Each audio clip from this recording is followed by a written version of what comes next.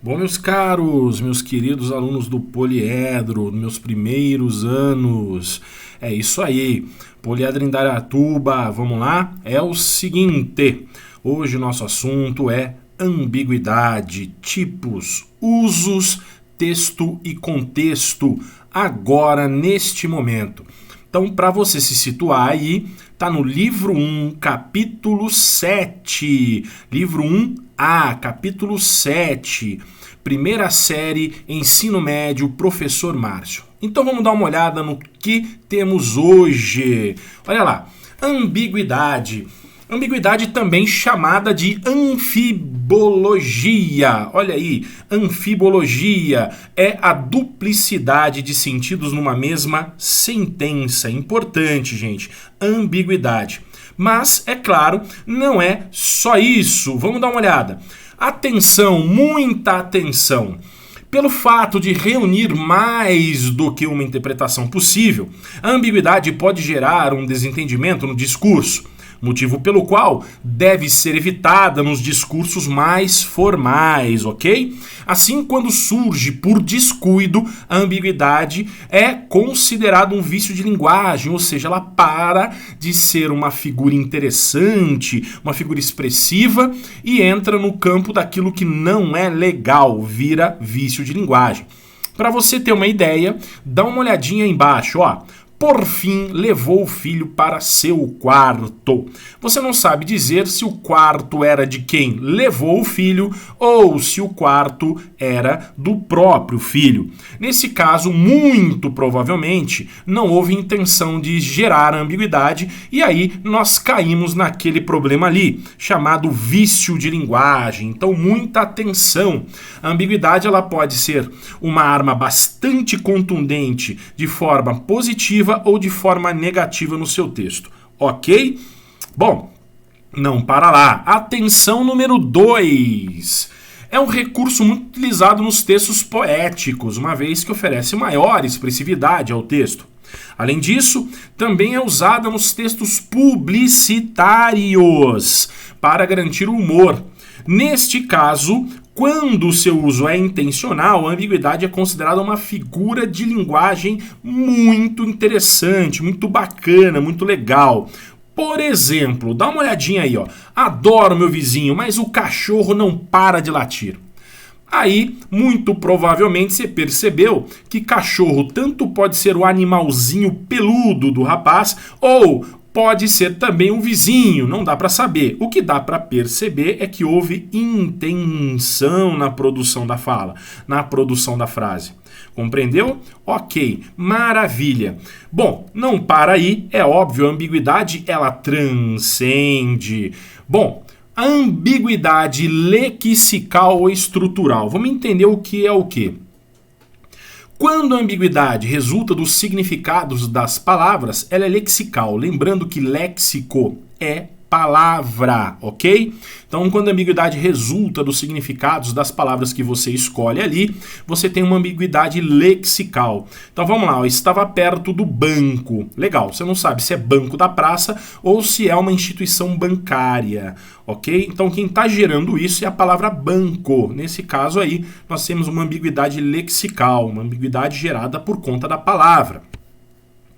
Por sua vez, quando a ambiguidade resulta da posição das palavras na oração, ela passa a ser estrutural. Então, não é só a escolha da palavra, a posição da palavra também, lá na frase, pode gerar ambiguidade. Então, ó, exigiu o dinheiro do marido. Olha lá, você não sabe se ela exigiu o dinheiro que pertencia ao marido ou você não sabe se por acaso o marido estava apenas com o dinheiro. E nós podemos ficar procurando aqui outras e outras possibilidades ali.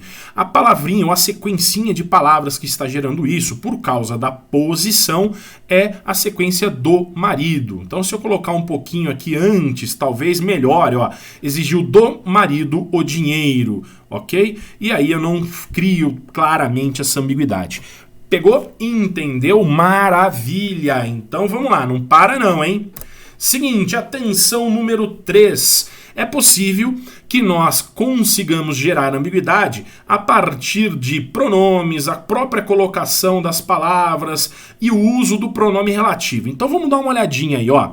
Lembra que eu acabei de falar da posição da palavra, da ambiguidade estrutural? Então, presta atenção, olha que legal. O uso dos pronomes. O professor da Maria terminou a aula fazendo apontamentos no seu caderno. Bom, legal, você já viu aí que a palavrinha pronome relativo está causando a ambiguidade. Nós vimos lá no primeiro exemplo, não dá para saber se é seu caderno da Maria ou seu caderno do professor. Portanto, além de ser uma ambiguidade gerada por um pronome possessivo, também podemos dizer que é uma ambiguidade lexical, por causa da palavra seu. Já na frase de baixo, a colocação da palavra é a posição. Então nós estamos falando aí de uma ambiguidade estrutural. As crianças felizes correram para a piscina. Ou as crianças correram para a piscina felizes. Então, uma situação sugere que o estado de felicidade é pleno para as crianças. Elas sempre estão felizes. Na outra possibilidade de leitura, é possível perceber que naquele momento elas estavam felizes quando correram para a piscina. Ok? Então, a colocação de felizes aí determinadamente vai alterar o sentido que se tem desta sequência. Ok, nós temos também o uso do pronome relativo. Só para lembrar, pronome relativo, que, qual, quem, onde, cujo. Mas em especial, o pronome relativo que mais cria problema é o pronome relativo que, justamente porque ele retoma o antecedente dele e ele em si não tem um gênero nem um número definido. Por exemplo, vamos à casa de Arnaldão, que é horrível. Você não sabe se horrível é a casa ou se é o Arnaldão. Portanto, quem está gerando isso é o pronome relativo que. Neste caso em especial, poderemos resolver o problema substituindo o pronome que pelo pronome qual e acrescentando, obviamente, o gênero. Então, vamos à casa de Arnaldão, o qual é horrível. Portanto, aí, horrível é Arnaldão. Ou vamos à casa de Arnaldão, a qual é horrível. Portanto, aí, quem é horrível é a casa. Ok? Beleza, vamos lá. Ambiguidade na publicidade. Você sabe que a publicidade, ela trabalha a linguagem de forma bastante fundamentada. Então, a ambiguidade na publicidade normalmente é feita de forma proposital. Então vamos lá, um texto pode pretender a transmissão de mais do que uma mensagem, seja por meio da linguagem escrita ou através das próprias imagens. No caso da publicidade, isso é feito de forma normalmente proposital. Vai lá, encha o seu filho de bolacha. Imagina aí, encher o filho de bolacha numa propaganda de bolacha. Há duas possibilidades de você imaginar esta cena. Ou você enche o menino, enche o moleque de bolacha, boca abaixo, né? Ou você dá muita bolacha para ele, ou você enche literalmente até o menino, até o moleque explodir de tanta bolacha comportada no seu corpo, ou você dá bastante bolacha para ele comer. De qualquer maneira, nas duas situações você está enfatizando a ideia de quantidade, ok? Joia!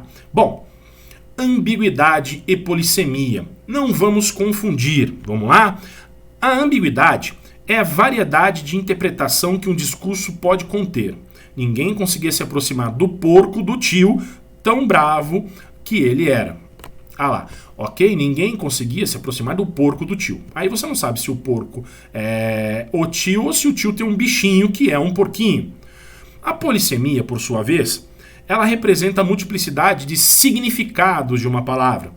Portanto, um termo polissêmico é aquele que pode apresentar significados distintos de acordo com o contexto.